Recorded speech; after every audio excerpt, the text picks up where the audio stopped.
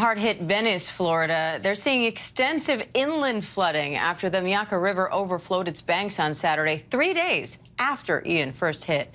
ABC News' Ike Ajachi is there. He joins us live now. Ike, what's the latest? Well, right now, what we're seeing here in this neighborhood in Venice are residents coming home.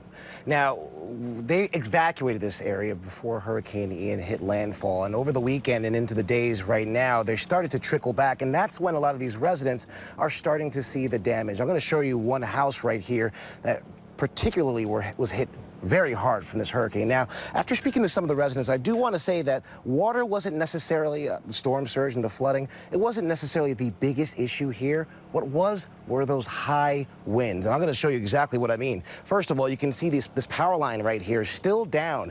Crews were, in fact, coming here yesterday. They were trying to fix the power. I spoke to several residents, and they said that they're slowly starting to get their power back. Their appliances like refrigerators, their ceiling fans, they're slowly starting to trickle in. However, you can see, though, the actual physical infrastructure is still something crews have to work with. Now, I mentioned before that a major issue was the wind, and I'm going to show you how. This house, this is not a house where you can particularly see through.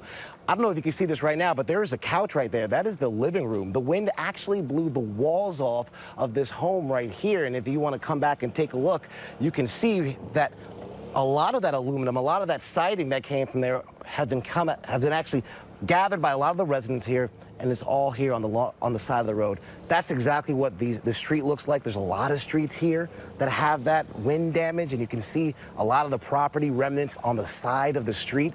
Yesterday, we talked to Mary Milton yesterday. She was a resident here. She stuck through the storm. She just told us today that her garbage can that she has in front of her house was actually blown a block over. She had to go retrieve that. Just an indication of how strong and how intense those winds were and exactly what kind of damage they did to these homes here, Diane. So, Ike, what's the biggest challenge right now for that area, and are they getting the resources they need right now?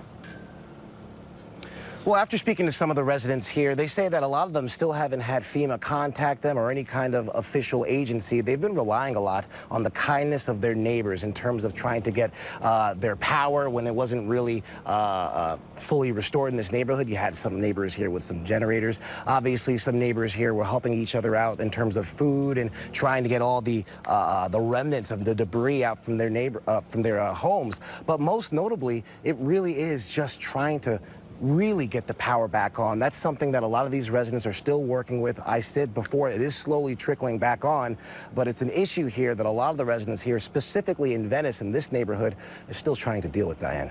All right, Ike Ajachi, we appreciate it. Thank you. Hi, everyone. George Stephanopoulos here. Thanks for checking out the ABC News YouTube channel. If you'd like to get more videos, show highlights, and watch live event coverage, click on the right over here to subscribe to our channel. And don't forget to download the ABC News app for breaking news alerts. Thanks for watching.